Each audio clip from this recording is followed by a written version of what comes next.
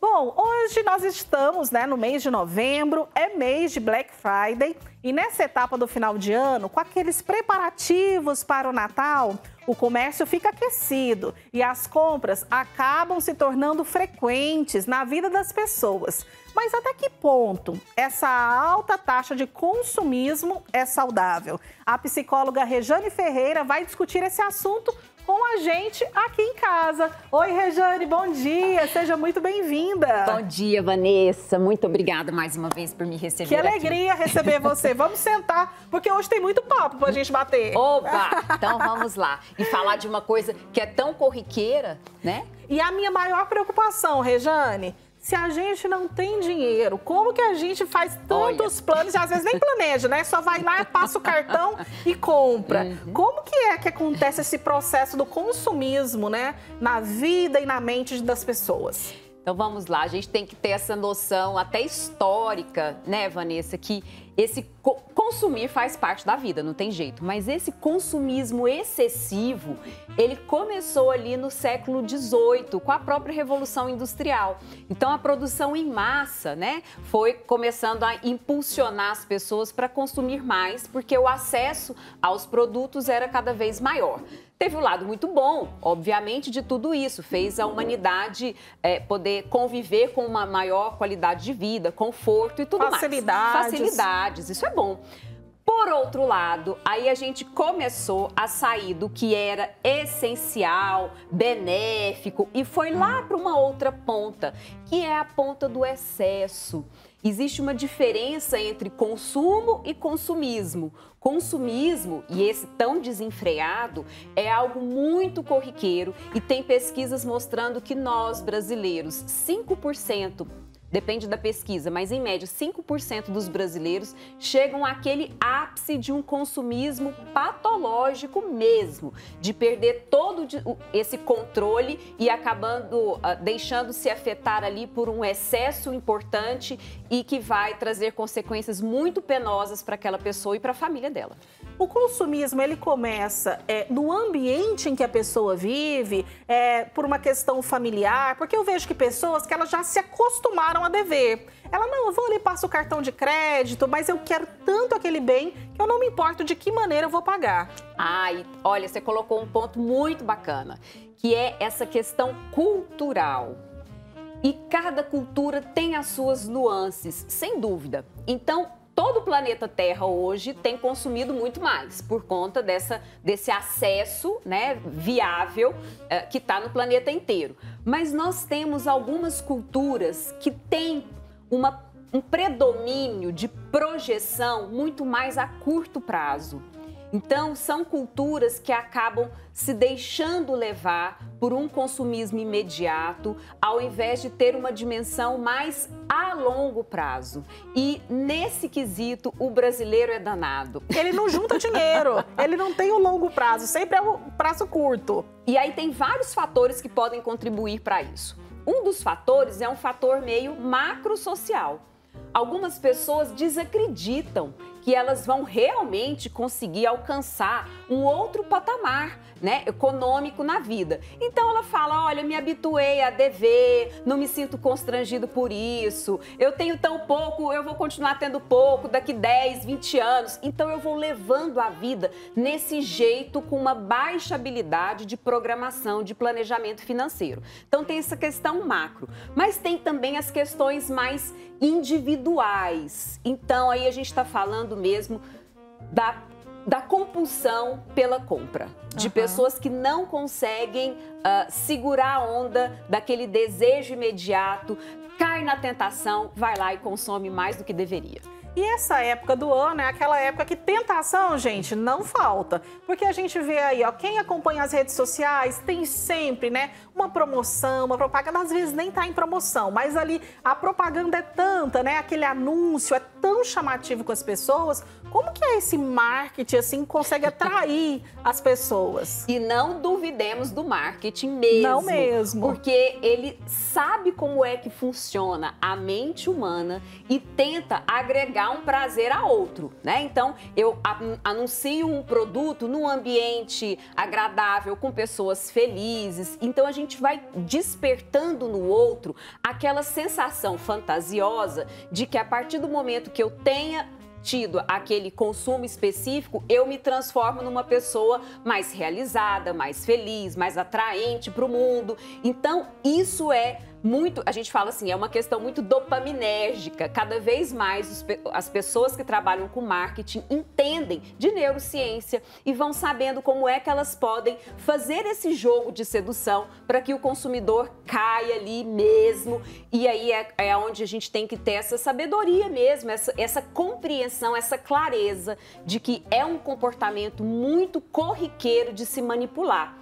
Mas, quando a gente começa a ter um autoconhecimento, a gente, o autoconhecimento nos viabiliza cada vez mais o outro nos controlar menos e a gente ter maior poder de tomada de decisão com mais cautela, com mais equilíbrio.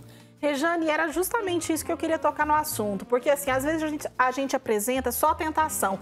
É um momento, né, assim, uma opção muito tentadora para a pessoa. Mas todos nós temos o livre-arbítrio, todos nós temos a capacidade de dizer não para aquela realidade. Eu sei que alguns vão sofrer mais, outros menos, mas cada um pode encontrar o seu caminho. Como que a gente encontra esse caminho? Olha, tem uma psiquiatra americana, ela se chama Anna Lembke. Ela estuda muito o comportamento do vício, porque o consumo excessivo, gente, é um vício, é uma rota cerebral, tal qual o vício pela comida, pela bebida, pela droga, pelo sexo, pelo dinheiro, pelo trabalho. É um vício.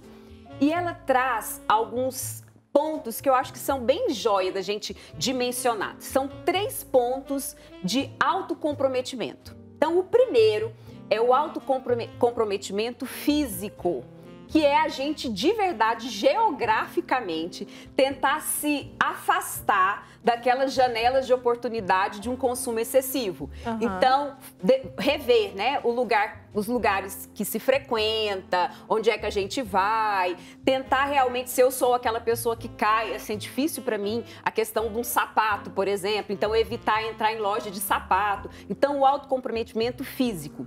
Ela também traz o autocomprometimento cronológico em relação ao tempo, que é a gente organizar na nossa vida um tempo específico para aquele ato que desencadeia em mim a compulsão. Uhum. Então, por exemplo, deixar para ir ao supermercado somente tal dia da semana, deixar para comprar alguma coisa somente tal dia. Então, colocar uma gestão temporal no nosso ato de gastar.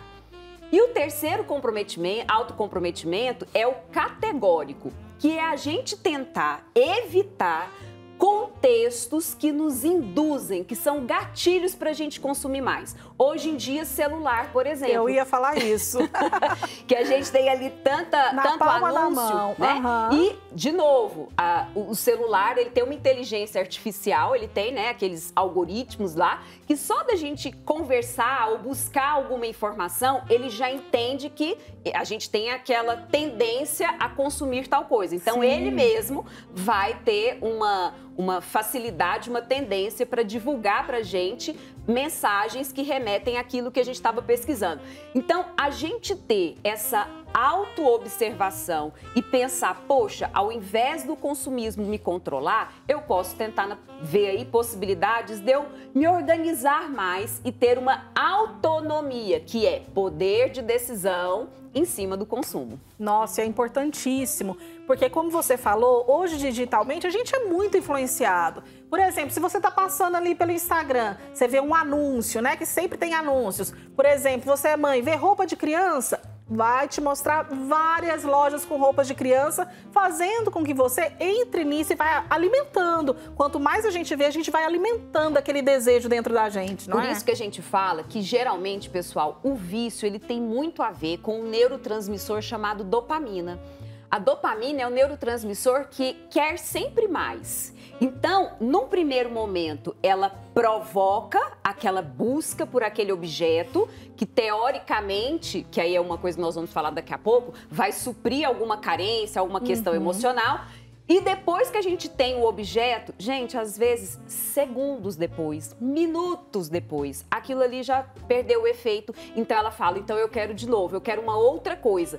Só que ela vai querendo algo que, olha que estranho, porque na medida que a gente vai consumindo e aquilo que é o nosso buraco emocional não está sendo preenchido, a gente não deveria falar, mas olha que mancada, eu deveria... Não necessariamente, porque, olha, é muito maluco isso, porque aquele prazer imediato provoca na gente uma sensação, não, mas pode ser que agora aconteça, não, mas pode ser que agora com essa nova roupa, com esse novo sapato, com esse novo celular, com esse novo... E aí vai.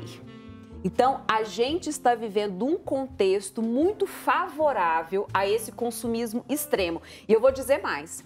A pessoa que desencadeia o transtorno mesmo, lembrando, Vanessa, tem o traço, que é uma característica da personalidade, e tem um transtorno, que é quando esse contexto, gente, sai da rédea da pessoa de verdade. E ela tem um envolvimento emocional com sofrimento, e ela também acaba tendo uma repercussão social e tudo muito ruim. Então, a pessoa começa a esconder o que está comprando, chega em casa, espera todo mundo não estar à vista para levar as sacolas, deixa coisa dentro do carro para depois tirar, não conta o que está fazendo, tranca a porta para ninguém ver. Então, ela começa a ter uma vida meio dúbia, porque ela sabe lá no fundo que aquilo é equivocado. E tem pessoas que o consumismo não necessariamente é só com ela, viu, gente? Tem pessoas que é o consumismo por si só. Eu saio comprando, compro para mim, compro para um filho, para o neto, para o marido, para a amiga. Nessa tendência de achar que no ato da compra eu vou satisfazer algo que está lá dentro e que, na verdade, nunca é satisfeito dessa maneira, né? E, na realidade, assim, essa atitude, por exemplo, da compra, né? Essa compulsão, esse vício que a pessoa tem, é um prazer muito momentâneo. Ela tem o prazer naquele momento da compra e já tem um próximo gatilho para a próxima. E, às vezes, o próprio pesar, o próprio constrangimento, o sofrimento reativo. Por que eu fui gastar? Eu não precisava, pra quê? Isso pode ser, inclusive, o sofrimento deixa a pessoa mais frustrada, aí o próprio cérebro fala assim, ó, não quero ficar com esse desconforto, não. Vamos fazer alguma coisa pra animar? Aí vai lá e induz. Então, é um ciclo difícil de combater, mas é muito importante. Então, a gente ter essas estratégias mais óbvias, organizar financeiramente, gente, registrar, fazer registros. Tem pessoas que não têm dimensão do tanto que elas gastam. Então, anota. Quando coloca lá na ponta da caneta. Não é possível, isso tudo. E ainda é tal dia, ainda faltam tantos dias. Hoje, dia 20, ainda falta 10 dias pro final do mês. Então, ter uma consciência é bacana, se organizar em termos de tempo, espaço físico e tal, ok. Mas, acima de tudo, vamos dimensionar o que é que esse ato, essa posição subjetiva de um consumo tão exagerado está querendo falar para mim. Isso está querendo dizer, tem alguma coisa que não está bacana. É uma insatisfação pessoal, é uma infelicidade, é uma ansiedade de alguma coisa, tem algum desagrado interno que o cérebro, que a dopamina fala assim, vamos tapar esse buraco? Só que a gente sabe que isso pode, inclusive, te avançar nos seus problemas, porque chega um ponto que a pessoa perde o controle financeiro da vida. E aí, sim, de vida, é uma bagunça danada para se resolver depois. Rejane, eu fico pensando, uma pessoa que passa por essa situação de compulsão, por exemplo, porque às vezes ela consegue lidar com uma situação de compulsão, mas controlando aquilo, ela vai para outra. O que é esse vazio? Eu não sei se essa palavra é correta, um vazio interior, que ela está sempre à procura de alguma coisa. E isso, olha, gente, para cada pessoa isso vai ter um porquê. Mas a gente sabe que tem aí alguma tentativa de se sentir lá no fundo mais reconhecido, mais amado, mais querido, tem uma necessidade de se validar mais na vida, tem algum buraco interno aí que a pessoa está se vendo menos do que os outros, achando que ela é menos do que poderia ser. E aí vem a história da compulsão. Tem um sofrimento interno não resolvido e que se ela não atender a esse sofrimento interno, isso não é raro.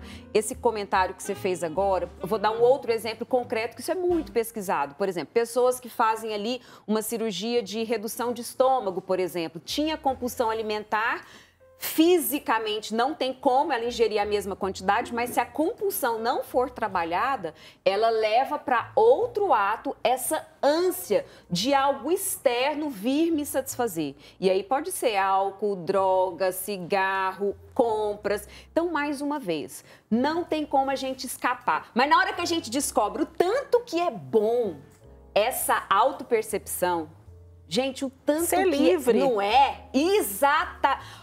Vanessa, você trouxe uma frase, isso é livre. Lembra do Renato Russo que cantava, disciplina é liberdade.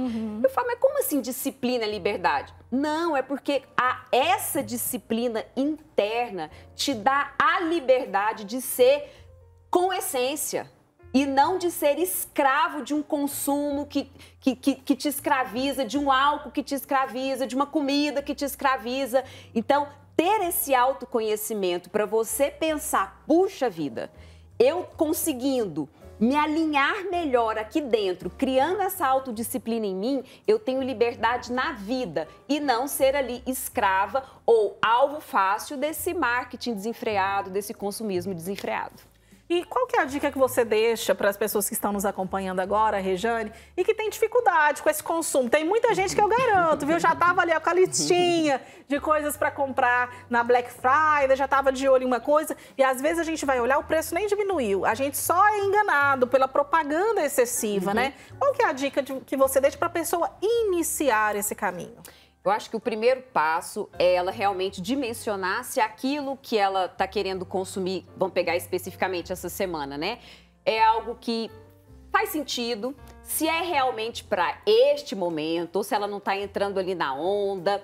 Então, são essas perguntinhas, se isso é cabível dentro do orçamento dela. Então, tem a parte ali do planejamento financeiro mais óbvio, mas se você acha que pensando nessa semana, mas na vida como um todo, se você acha que você está se deixando levar com muita facilidade para esse consumismo excessivo, procure uma ajuda. É muito importante. E aí, nesse caso, gente, é uma ajuda dupla. É o profissional médico para ver se chega ao ponto de precisar de entrar com uma intervenção farmacológica para diminuir essa compulsão, mas também uma intervenção psicoterápica, procurar um psicólogo para tentar dimensionar melhor o que é que tem sido impulsionador, o que está evocando esse comportamento em mim. Olha, se cuidar é um excelente investimento, muito mais frutífero do que ficar gastando dinheiro de uma maneira tão saltitante e tão vazia. Porque as coisas passam, mas aquilo que é conhecimento, que é mudança de vida, fica no nosso coração, na nossa vida, transforma a nossa maneira de ser e de agir nesse mundo também. É por aí.